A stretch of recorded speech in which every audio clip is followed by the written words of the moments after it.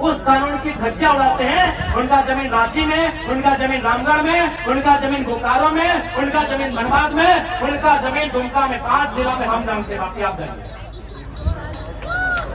बाकी आप जानिए, बाकी भैया आप जानिए।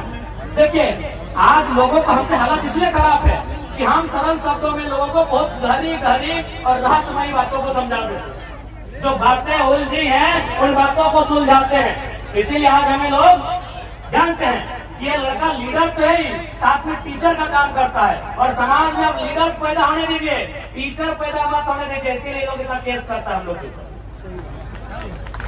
एक सिंपल सा बात, हेमंत सोरेन आदरणीय मुख्यमंत्री बड़े भाई उनको बोल रहे हैं बिल्कुल बिरसा भगवान के सिद्धांतों को नहीं मानते।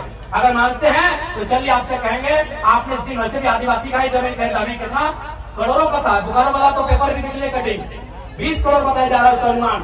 आप उस आदिवासी परिवार का जमीन वापस कीजिए, हम मानेंगे आप आदिवासी हितैषी भी हैं और आप बिरसा भगवान को मानने वाले भी हैं।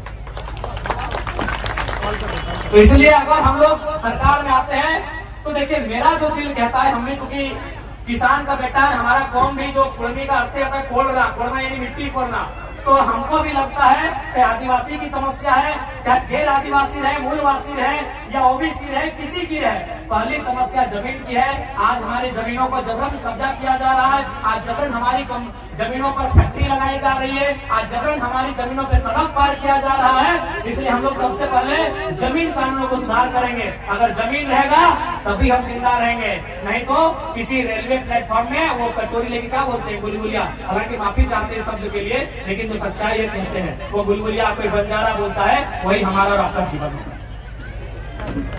क्योंकि गुलगुलिया कोई नदी के किनारे पैदा नहीं है, गुलगुलिया आकाश से टपके हुए लोग नहीं है, न ही धरती को चीर के आए हैं। किसी और नर और नारी ने उनको जन्म दिया है, और वो नर नारी उसका भी कहीं खेत खलिहान होगा, उसका भी कहीं बाग बगीचा होगा, लेकिन आज उसके पास नहीं है।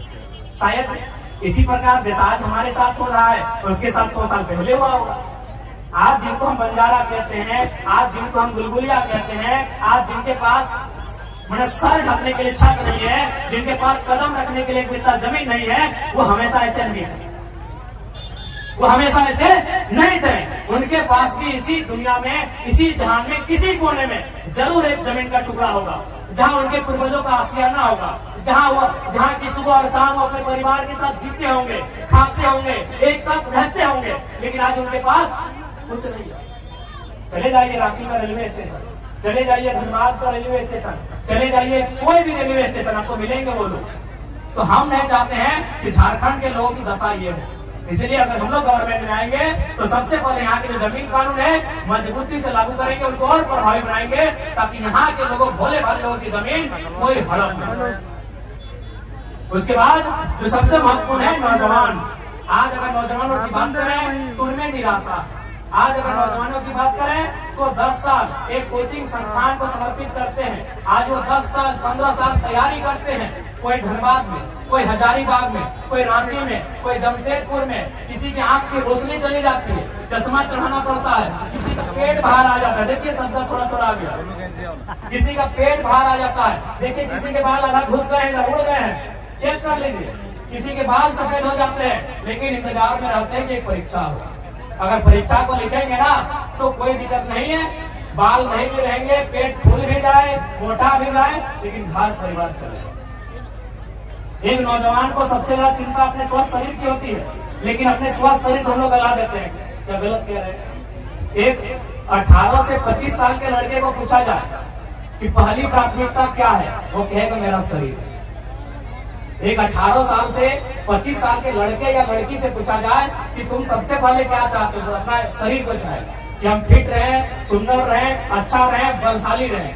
लेकिन आज वही उम्र हम लोग खपा देते हैं, कहाँ? हजारीबाग के कोचिंग में। वही उम्र हम लोग खपा देते हैं, कहाँ? जमशेदपुर में। वही उम्र हम लोग खपा देते हैं, कहाँ? धनबाद में। और परिणाम क्या होता है?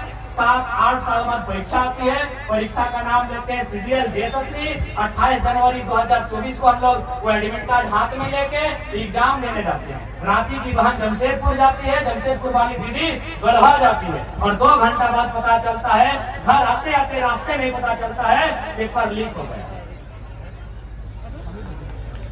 पेपर लीक हुआ है। चलिए पेपर लीक हुआ था उससे तो समझ सकते हैं कि दोबारा पेपर ले सकते हैं, दोबारा एग्जाम होगा, लेकिन पेपर लीक 27 लाख में हुआ था।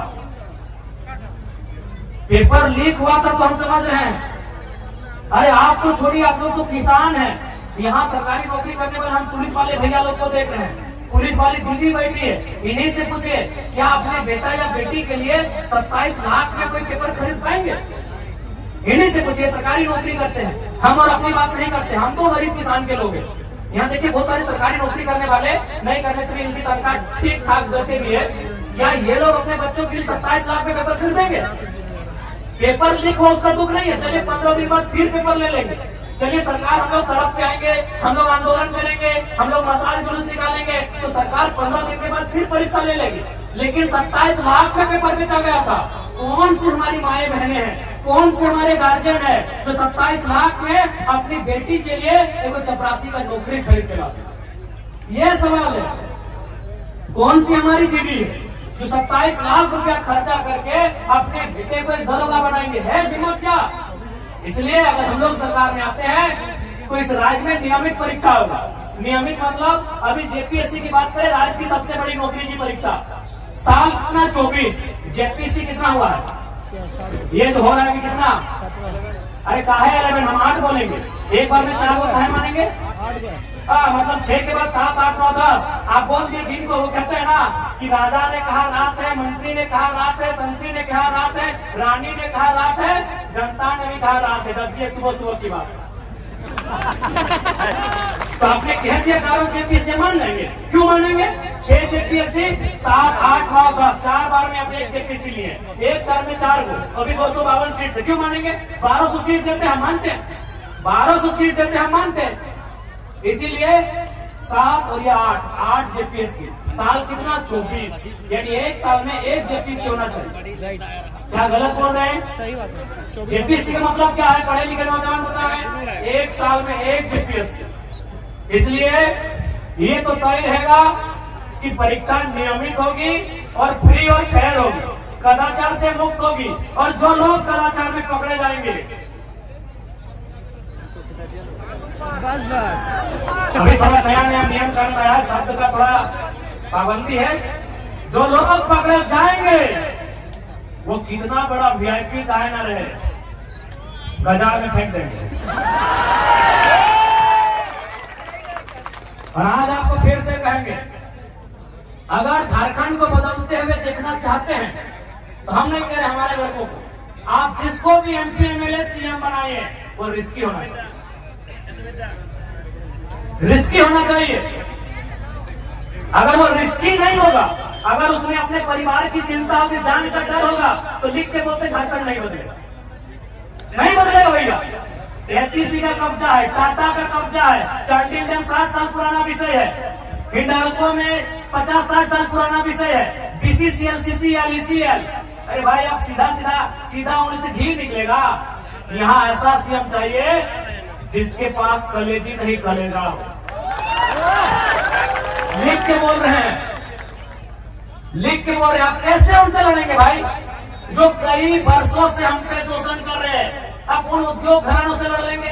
कहां लड़ पाए आप बताइए तो? रामगढ़ में बूढ़ा काट में बच्चे का कैंसर से मौत हो जाता है, अभी भी कंपनी चल रही है। काहे कंपनी चल रही है? न वहां के जो नेता है, कंपनी का जो नाती है मालिक का, उसको केक खिलाने जाता है। नहीं बदलेगा। यदि आपको लगता है हम लोग भी बिल्कुल, हम लोग तभी बदलेंगे जब हम लोग में ये हिम्मत होगा कि तुम गोली चला लो, लेकिन झारखंड की नीति बनाने से समझौता नहीं करेंगे।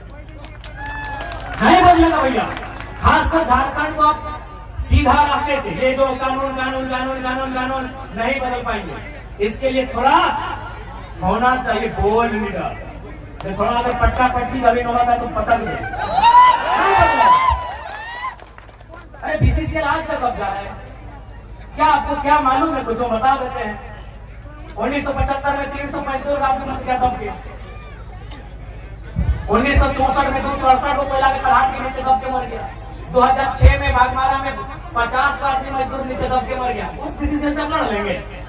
अरे आपका ये बने 300 आदमी दब के मर जाता है, कोई सुनाने वाला नहीं भैया, आप उससे लड़ लेंगे? मजाक लगता है आपको? पूरा चेन को कब्जा करके रखा है। ठीक है, पूजा सिंघल को अपने अरेस्ट कर लिया, उसका हॉस्पिटल तो अभी भी खड़ा है। पूजा सिंघल को अपने अरेस्ट कर लिया, हॉस्पिटल तो अभी भी खड़ा है। क्या कमाल लिए, क्या कमाल लिए? नहीं होगा, स्पष्ट कहेंगे। और हम भी बार बार यही बोले, अगर हमारी पार्टी से कोई विधायक बनने आए हैं तो भैया कलेजा लेकर आइएगा, कलेजिए तो मत लड़िए।